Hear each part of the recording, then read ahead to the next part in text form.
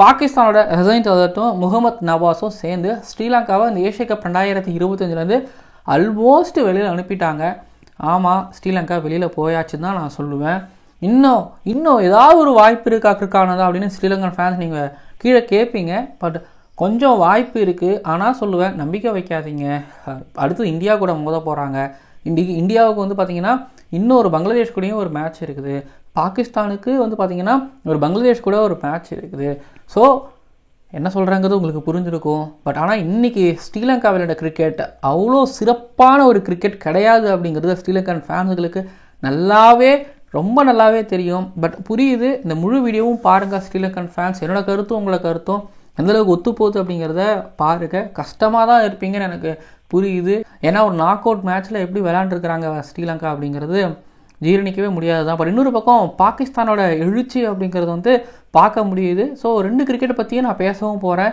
புதுசாக சேனலுக்கு சப்ஸ்கிரைப் பண்ணி வந்திருக்கிறீங்க அப்படின்னா நன்றிகள். அண்டு புதுசாக சப்ஸ்கிரைப் பண்ணாமல் பார்க்குறீங்கன்னா சப்ஸ்கிரைப் பண்ணிட்டு பாருங்கள். அண்ட் முழு வீடியோவும் பாருங்கள். ஓவருக்கு 6 பால் தான், ஆனால் நோ பால் போட்டால் 7 பால். ஐபிஎல் பப்பியா? ஜென்டில் லேடிஸ் அண்ட் ஜென்டில்மேன், இந்த ஏஷியா கப் 2025 ஏஷியன் ஃபேமிலியில் மேட்ச் நம்பர் 15 சூப்பர் 4 அபுதாபியில் நடந்து முடிஞ்ச பாகிஸ்தான் vs ஸ்ரீலங்கா மேட்சோட அனாலிசிஸ் அண்ட் ரிவ்யூ பார்க்க வந்திருக்கிறீங்க.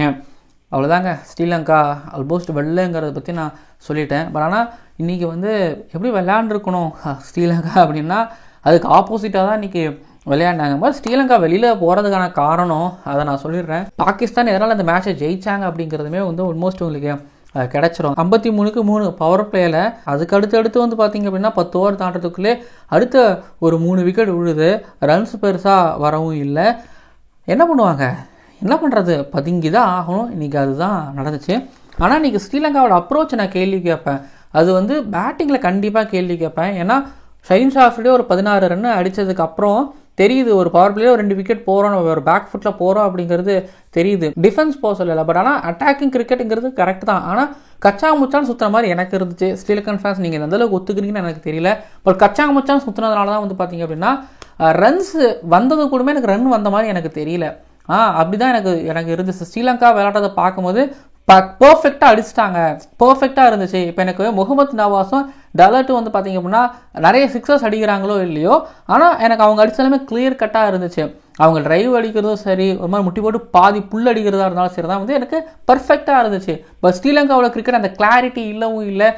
என்ன இருந்தது அப்படின்னா அவங்க ஓப்பனிங் ஆடும்போதே வந்து ஏதோ 9 விக்கெட் போயிடுச்சு, கடைசி விக்கெட்டுக்கு பேட்டிங் பண்ணுற மாதிரி இருந்தது. எனக்கு ஃபஸ்ட்டு அந்த அப்ரோச் எனக்கு என்னமோ ஸ்ரீலங்காவை குப்புரை போட்டு தள்ளிடுச்சோன்னு நான் சொல்லுவேன். அந்த ஒரு அப்ரோச்சினால தான் வந்து பார்த்தீங்க அப்படின்னா பின்னாடி வந்து டப்புன்னு ஒரு அப்ரார் வந்து நிறுத்தினாரு. அது மிடில் ஓவரில் டலட்டோட ஓவரில் ஒரே ஓவரில் பேக் டு பேக் விக்கெட்ஸு அசலங்காவும் ஷனகாவும். இத்தனைக்கும் யோசிச்சு பாருங்கள். ஷனகா அண்ட் சரித் அசலங்கா போன மேட்ச்சில் அவங்களுக்கு நல்லா பட்டுச்சு. ஒருத்தர் 50 அடிச்சிருக்கிறாரு, இன்னொருத்தர் வந்து பார்த்தீங்கன்னா போன மேட்ச்சில் ரன் அவுட், ஆனால் அவருக்கு பேட்டில் நல்லா பட்டுச்சு. பட் இவங்க 2 பேரும் ஒரே ஓவரில் எடுக்கும்போது அங்கேயே ஸ்ரீலங்கா குப்புறப்படுத்திட்டாங்கன்னு தான் சொல்லுவேன். இன்னொரு பக்கம் வந்து கமிண்டு மெண்டிஸ் மட்டும் இன்றைக்கி ஒரு 50 அடிக்கலன்னு வைங்களேன், மோசமாக இருந்திருக்கும். ரொம்ப நிலமாக மோசமாக இருந்திருக்கும் ஸ்ரீலங்காவை பொறுத்த வரைக்கும். அவர் என்ன பண்ணுவார், அவர்கிட்ட வந்து ஓரளவு ஒரு நல்ல அவர்கிட்ட இருந்து சீரியஸ்லி ரெக்கவரி ஆகிறதுக்கான நல்ல கிரிக்கெட் இருந்துச்சு. பட் இன்னொரு சைடில் ஒருத்தவங்க அடிச்சு ஆடுறதுக்கான ஆள் இருந்தாங்கன்னு வைங்களேன், கமிண்டு மெண்டிஸில் அந்த 50 கூட சேர்ந்து வந்து ஒரு சரித் அசலங்கா இல்லை தாசுஷனக்கா ஆடி இருந்தாங்கன்னா, அவங்க ஒரு 30-40 அடிச்சிருந்தாங்கன்னா, இல்லை 2 பேருமே சேர்ந்து ஒரு 30 அடிச்சிருந்தாங்கன்னா ஸ்கோர் இன்றைக்கி எங்கேயோ போயிருந்துருக்கும். 170-180. இந்த பிச்சில் நான் சொல்கிறாங்க, இனிஷியலாக பால் மூவ் ஆச்சு, உள்ளே வெளில ஷஹீன் ஷாஃப்ரி ஃபஹீம் அஷ்ரஃப்லாம் உள்ளே கொண்டு வந்தாங்க. பட் அதுக்கப்புறம் வந்து பார்த்திங்கன்னா பேட்டுக்கு நல்லா நைஸாக வந்துச்சு, நைஸாக நல்ல ஸ்கோர் பார்த்துருக்கலாம். பட் 138லாம் இதுவே இந்தியாவாக இருந்தாங்கன்னா இந்த ஸ்கோரெல்லாம் 13-14 ஓவர் அடித்து முடிச்சுட்டு போயிருந்துருப்பாங்க. பாகிஸ்தான் அவங்க அதுக்கு மேலே, பாகிஸ்தான் மாதிரியான ஒரு டீமுக்கிட்டையும் இந்த ஸ்கோரை வச்சு ஜெயிக்கிறது கஷ்டம் தான் நான் இப்பவும் சொல்லுவேன்.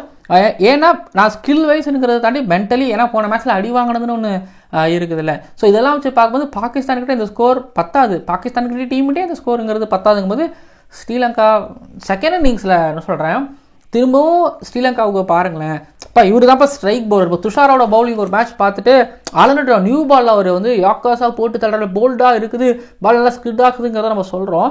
பட் பவர் பிளேலே வந்து பார்த்தீங்கன்னா எக்ஸ்பான்சிவ் ஒரு பவுலராக இருக்கிறாரு. இப்போ ஸ்ட்ரைக் பவுலர் பண்ணி 10 ரன் அப்புறம் அதுக்கு தான் கொண்டு வந்தோம். பட் நீ ரன்னு கொடுக்குற, சரி நீ நியூ பால் ரன்னு கொடுக்குறா, இப்போ டெத் ஓவரில் என்ன, டெத் ஓவரில் தான் வந்து ரன்னு வாரி வழங்குறாரு. இப்போ உங்களால் துஷ்மந்தா சமீராவும் அக்யூரேட்டாக நல்லா போடுவார்னு சொல்ல முடியாது. பட் வந்து ஒரு விக்கெட் எடுத்து கொடுத்தாரு, ஸ்ட்ரைக் பண்ணார், ஓகே பர்ஃபெக்ட். ஹாரிஸோட விக்கெட் எடுத்தார், நல்லா இருந்துச்சு.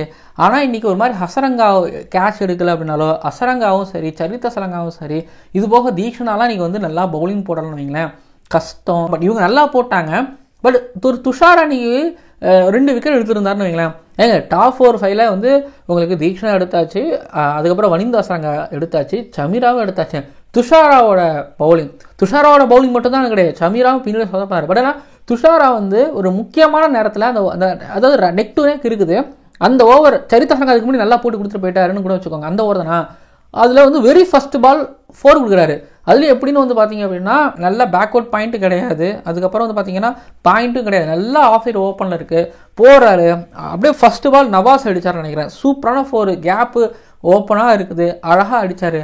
அந்த பால் பார்த்ததுக்கப்புறம் துஷாரா ஓவரில் என்ன நீங்கள் பார்ப்பீங்கன்னு சொல்லுங்கள். அதுக்கப்புறம் 4-6 போகிறேன். பட் அங்கேயே முடிஞ்சு பாஸ் அந்த ஓவரு. நீங்கள் அந்த ஓவரில் 4 கொடுக்கக்கூடாது, நறுக்குன்னு போட்டுட்டு வந்திருக்கணும். ஒன்றா வனிந்த அசரங்கா போகிறாரு, வனிந்த அசரங்கா வந்து ஒரு மாதிரி அந்த ஓவரில் பைஸ் கொடுக்குறாரு, ஒரு மாதிரி ஷார்ட்டாக போடுறாரு. ஹசரங்காவோட லைன் லெங்க் அன்னைக்கு எனக்கு வந்து முஜீப் அன்னைக்கு வந்து எனக்கு நூர் அகமது வந்து ஆப்கானிஸ்தான் போட்டார், அது மாதிரி எனக்கு இருந்துச்சு. அப்படி தான் எனக்கு இருந்துச்சு, அதே மாதிரியான லைன் லெங்க்த்து. அது என்ன சொல்கிறது, கடைசி நேரத்தில் அவர் போட்ட விதங்கள் எனக்கு முதல் 2 ஓவர் செம்மையாக. அவர் வந்து அப்ராரை வந்து இப்படிலாம் பண்ணார், நல்லா இருந்துச்சு. பட் அந்த 3வது 4வது ஓவர் தான் ரொம்ப குரூஷியல் ஓவர். பட் ஆனால் அந்த இடத்துல நான் சொல்லுவேன், சஹல் அதுக்கப்புறம் வந்து ராஷித் கானா நல்லா போடுவாங்க, ஈவன் வனிந்த அசரங்காவும் நல்லா போட்டிருக்கலாம். இன்றைக்கி நல்லாவும் போடலை.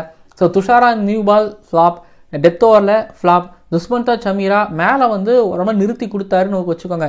தீக்ஷனா வந்து அவரோட பிரேக் த்ரூ ஒன்று எடுத்து கொடுத்தாரு, ஹசரங்கா எடுத்து கொடுத்தாரு. பட் கீழே பின்னாடி வரும்போது டோட்டலாக ஃபெயிலியர் ஆகிட்டாங்க. பட் தலட்டையும் நவாஸையும் நிறுத்திருக்கலாமான்னா வாய்ப்புகள் இருந்திருக்கு. பட் ஆனால் அந்த வாய்ப்பை வந்து துஷாராவோட ஒரு அசரங்காலாம் பின்னாடி இருக்கிறவங்க எல்லாமே முடிச்சு விட்டுட்டாங்க. இப்போ கேப்டன் வந்து யார் நம்பி நீங்கள் பால் கையில் கொடுக்குறது, துஷாரா அப்படின்னு யோசிப்பாங்க, துஷ்மந்தா சமீரா அப்படின்னு யோசிப்பாங்க.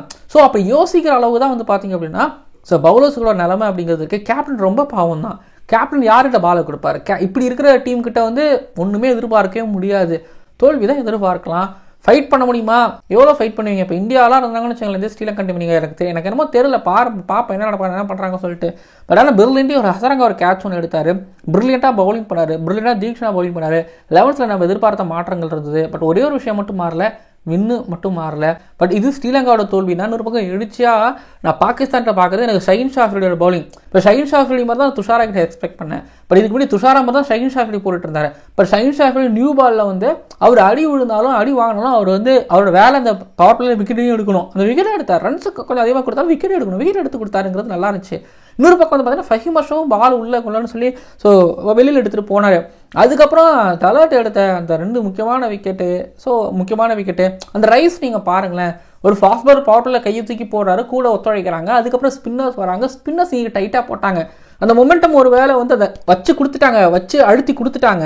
ஆனால் பவர் பிளேயர் 53 இருக்குது. இந்த இடத்துல எங்கேயாவது அடி விழுந்தா டக்குன்னு அடி விழுந்தா ரைஸ் ஆகி மேலே வந்துருவாங்க. இப்போ அசலங்கா தாஷன் ஷானாக்கா 2 பேரும் அடிச்சிருந்தாங்கன்னு வைங்களேன், யோசிச்சு பாருங்க, 2 பேரும் அடிச்சிருந்தாங்கன்னு வைங்களேன், ஸ்கோர் எங்கேயோ. பட் ஆனால் இதில் ஸ்பின்னர்ஸ்களுக்கு பாராட்டுக்கள், கண்டிப்பாக பாராட்ட வேறு எப்படி சொல்கிறதுன்னு எனக்கு தெரில. ஆனால் அந்த இடத்துல ஸ்பின்னர்ஸோட ஜாப் நல்லா இருந்துச்சு. அண்ட் பின்னாடி வந்து பார்த்தீங்க அப்படின்னா ரன்ஸ் கொஞ்சம் போச்சு தான். ஆனால் இங்கே அப்ரார் போட்ட, அதுக்கப்புறம் வந்து பார்த்தீங்கன்னா டலட் போட்ட, அப்புறம் ஹாரிஸ் ரஃப் போட்ட அந்த மிடில் ஓவர்ஸ்லாம் வந்து அவங்கள காப்பாற்றி விட்டுடுச்சு. கிட்டத்தட்ட 60 டாட் பால்ஸ் பவுல் பண்ணியிருக்காங்க. அதில் பவர் பிளேயுமே வந்து பார்த்தீங்கன்னா பிளென்டி ஆஃப் டாட் பால்ஸ் வந்துச்சு. ஸோ ஃபஸ்ட் இன்னிங்ஸில் வின் பண்ணியாச்சு, ஃபஸ்ட் இன்னிங்ஸில் ஜெயிச்சாச்சு. இப்போது நீங்கள் சேஸுக்கு வரும்போது இன்னும் பாகிஸ்தானில் கன்சர்ன் இருக்குது, அவங்கள பேட்டிங் பல்லு இழிக்குது. ஆகாலி சல்மான் பெருசாக அடிக்கவே இல்லை, மற்றவங்களும் எனக்கு பெருசாக தலை தூக்குன மாதிரி எனக்கு தெரியல. தலட் நவாஸ் அப்புறம் ஃபர்ரான் அப்படிங்கிற ஒரு பவர் ஹிட்டருங்க, எனக்கு பெருசாக வருவாரோன்னு எனக்கு தோணுது. அவர் வந்து இந்த மாதிரி ஃபகர் ஜமானெல்லாம் வந்து தூக்கி தள்ளி போட்டுறாரு, அவர் மறைச்சிட்றாரு, ஃபாஸ்ட் பாலர்ஸை விட்டு ரவுண்டு கட்டுறாரு, துஷாராலாம் அடி வெளுத்து கட்டுறாரு. அப்போ அவர் 140 இந்த ஆர்ச்சர் மாதிரியான பவுலிங், அதுக்கப்புறம் ஸ்டார்க் மாதிரியான பவுலர்ஸோட பால்லாம் அவர் ஃபேஸ் பண்ணி நான் ஆடி பார்க்கணும். நல்லா அடிக்கிறாரு, ஃபாஸ்ட் பவுலிங் நல்லா இருக்குது. பும்ராவை நீங்கள் அடிச்சதுல இன்னைக்கு துஷார் அடிச்சது எனக்கு பிடிச்சிருந்த விஷயம். ஃபரான் அடிக்கிறது. ஸோ அவர்கிட்ட ஒரு நல்ல அடி ஸ்டார்ட் கிடைக்குதா, கான்ஃபிடன்ட் உடச்சி கொடுக்குறாரா. அதுக்கப்புறம் வந்து பார்த்தீங்கன்னா கீழே இருக்கிறவங்கள எடுத்து ஆடுறதுக்கு ஆள் இல்லை. பட் நான் சொல்லுவேன், இந்த ஆகா அலி சல்மான் ஒரு வேளை நல்லா விளையாண்டாருன்னு வச்சுங்களேன், பாகிஸ்தானுக்கு தெம்பு வந்துடும். 7 பேரில் 4 பேர் ஆனாலே தெம்பு வந்துடும். பட் அந்த தெம்பு தான் கொஞ்சம் கிடைக்காம இருக்குது. அது ஒரு பெரிய கன்சர்ன். பட் கீழே நவாஸ் அந்த அலர்ட் 2 பேரும் ஆன ஷாட் சொல்கிறாங்க. ஆஃப் சைடில் லெக் சைடில் சூப்பராக ஆடினாங்க. 2 பக்கமும் ஷாட்ஸ் வச்சுருக்காங்க. நல்லா ரேஞ்சில் அடிக்கிறாங்க, எடுத்து அடித்தாங்க. இதில் வந்து பார்த்தீங்க அப்படின்னா ஹாரிஸோட ஒரு டிரைவ் ஒன்று நல்லா இருந்துச்சு. ஐ திங்க் ஹசரங்கா அடிச்சாரா, நல்லா இருந்துச்சு. ஒரு டிரைவ் எடுத்து விட்டு அடித்தார். ஸோ அதே மாதிரி அவங்ககிட்ட ஸ்கில் செட் இருக்குங்கிறத காமிக்கிறாங்க. பட் ஆனால் பாலை கரெக்டாக பனிஷ் பண்ணாங்க, வச்சு வெயிட் பண்ணி அடித்தாங்க. சோஃபார் வந்து பார்த்தீங்க அப்படின்னா பாகிஸ்தானோட எழுச்சியில் சில கன்சர்ன்ஸ் இருக்குது. ஆனால் ஒரு என்ன சொல்கிறது, எங்களுக்கு ஈக்குவலாக ஒரு டீம் வரும்போது நாங்கள் எப்படி ஆடுவோங்கிறத அவங்க ஆடி காமிச்சிருக்கிறாங்க. இன்னொன்று நான் சொல்லியிருப்பேன், துபாயிலேருந்து அபுதாபி வரும்போது உங்களுக்கு டிஸ்அட்வான்டேஜ் இல்லை, ஒரு அட்வான்டேஜாக இருக்கும். அவங்களுக்கு துபாய் பிரச்சனையாக இருக்கலாம், அபுதாபியில் வந்து ஒரு நாள் சரி பண்ணிடலாங்கிற மாதிரி நான் நினச்சேன். சரி பண்ணிட்டாங்க. அபுதாபி வந்து உங்களுக்கு சரி பண்ணிட்டாங்க. அபுதாபி உங்களுக்கு ஓகே ஆகிடுச்சு, செட் ஆகிடுச்சு. ஸோ வின் பண்ணவும் செஞ்சாச்சு. ஹாப்பியாக இன்றைக்கி பாகிஸ்தான் போவாங்க. அடுத்தது வந்து அவங்களுக்கு கேப் விட்டு ஒரு மாதிரி பிரேக் விட்டு ஒரு மேட்ச் ஒன்று வருது. அதில் வின் பண்ணாங்கன்னா ஃபைனலுக்கு போகலாம். ஃபைனலுக்கு போகலாம். இப்போ ஃபைனலோட சினாரியை நான் சொல்லிடுறேன். இந்தியா பங்களாதேஷ் கூட ஜெயிச்சாங்கனாலே ஆட்டோமேட்டிக்காகவே ஃபைனலுக்கு போயிடுவாங்க. அதே போல் இப்போ பாகிஸ்தான் பங்களாதேஷை பீட் பண்ணாங்கன்னா அவங்க ஃபைனலுக்கு போவாங்க. இந்தியா கிட்ட பங்களாதேஷ் முரட்டடி வாங்கினாலும் பாகிஸ்தானை ஜெயிச்சா அவங்க ஆட்டோமேட்டிக்காக உள்ளே போயிடுவாங்க. ஸோ முக்கியமான விஷயம் என்னென்னு வந்து பார்த்தீங்க அப்படின்னா, இப்போது இந்தியா பங்களாதேஷில் தோக்கணும், ஸ்ரீலங்கா கிட்டையும் தோக்கணும். அப்படி தோத்தா பாகிஸ்தானுக்கு ஒரு வாய்ப்பு வரும், அதே போல் ஸ்ரீலங்காவுக்கும் ஒரு வாய்ப்பு வரும், ஏன்னா எல்லா டீமுக்கும் வாய்ப்பு வரும், ஓப்பன் ஆகும். ஸோ இந்தியாவோட வெற்றி தோல்வியை பொறுத்தா வந்து பார்த்தீங்கன்னா இந்த இடத்துல மற்ற டீம்ஸ் உள்ளே போகிற வெளியில் வர அதோட வாய்ப்பு அப்படிங்கிறது இருக்கிற மாதிரி நான் பார்க்குறேன். பட் நாளைக்கு பங்களாதேஷ் ஜெயிச்சாங்கன்னா ஆட்டோமேட்டிக்காக அவங்க இந்தியா ஜெயிச்சாங்கன்னா அவங்க ஆட்டோமேட்டிக்காக ஃபைனலுக்கு போவாங்கன்னு நான் நினைக்கிறேன். ஸ்ரீலங்காவுக்கு இந்தியா தோக்கணும், அப்புறம் மற்ற டீம்ஸும் கொஞ்சம் தோத்தா வாய்ப்பு இருக்குது ஸ்ரீலங்காவை பொறுத்த வரைக்கும். பாருங்கள் இப்போ எந்த நிலைமைக்கு கொண்டு வந்து விட்டுருக்காங்கன்னு பாருங்கள். பட் இந்தியா கிட்ட ஒரு வேளை தோற்று போகிறாங்கன்னா 3-0 சூப்பர் 4ல் தோற்று ஸ்ரீலங்கா வெளியேற போகிறார்கள் அப்படின்னு ஒரு நிலைமை வரும். ரொம்ப மோசமான ஒரு ரிசல்ட் வரும். கால் அப்புறம் கொழும்பு இங்கெல்லாம் வந்து பார்த்தீங்கன்னா நல்லா மாதிரி டேர்னிங் ட்ராக் போடுவாங்களா, பல்லைகளே ஒரு மாதிரி நல்லா ரேங்க் டேர்னர் போட்டு விடுவாங்க ஓடி கிரிக்கெட்லையும். அதை வச்சு டாஸ் வின் பண்ணாலே மேட்ச் முடிச்சு விடுவாங்க. பட் இதோட எஃபெக்ட் தான் இங்கே, ஓகேங்களா, அதோட எஃபெக்ட் தான் இங்கே. சனஜய் சூர்யா அப்படின்னு எல்லாரும் சொல்லும் போது பட் அந்த ரேங்க் தேர்டரில் நிறையாக்கு வின் பண்ணியிருக்காங்க. பட் இங்கே இந்த மாதிரியான விக்கெட்ஸில் வரவும் மாட்டுறாங்க. குசல் பெரேராவோட ஷாட்ஸ் நல்லா இருந்துச்சு. பட் ஆனால் அதுவும் பெருசாக ரொம்ப நேரம் அதை சொல்கிறாங்க அடி டப்புன்னு போகிறாங்க அப்ரோச். ஆனால் அது எவ்வளோ அதான் சொல்கிறாங்க, நீங்கள் பவர் ஹிட்டர் பெரிய பிஞ்ச் ஹிட்டராக என்ன வேணாலும் இருக்கலாம். ஆனால் எத்தனை பால் அடிப்பீங்க, எத்தனை பால் உங்களால் கிளியர் பண்ண முடியும் சொல்லுங்கள், அவுட் ஆவீங்களா? அதுதான் நீங்கள் நடந்துச்சு ஸ்ரீலங்கா பொறுத்த வரைக்கும். பேட்டிங்லேயே தோத்துட்டாங்க, எனக்கு அப்ரோச்லேயே தோத்துட்டாங்க.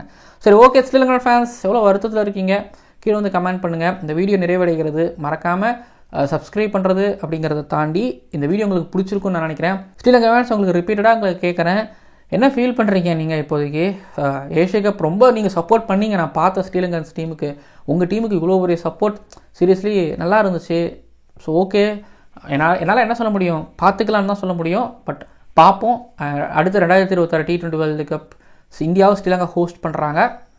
கம்பேக் நடக்குதுன்னு சொல்லிட்டு இல்லை ஏதாவது மேஜிக் நடந்து ஏஷியா கப் ஃபைனலில் ஸ்ரீலங்கா வந்தாலும் ஆச்சரியத்துக்கு இல்லை. பாப்பா என்ன நடக்குது சொல்லிட்டு நம்ம மறக்காம சப்ஸ்கிரைப் பண்ணுங்க, பக்கத்தில் பெல் ஐக்கனை கிளிக் பண்ணுங்க. பார்க்கலாம் அடுத்த வீடியோக்குள்ள. ஓவருக்கு 6 பால் தான், ஆனால் நோ பால் போட்டால் 7 பால். ஐபிஎல் பப்பியா?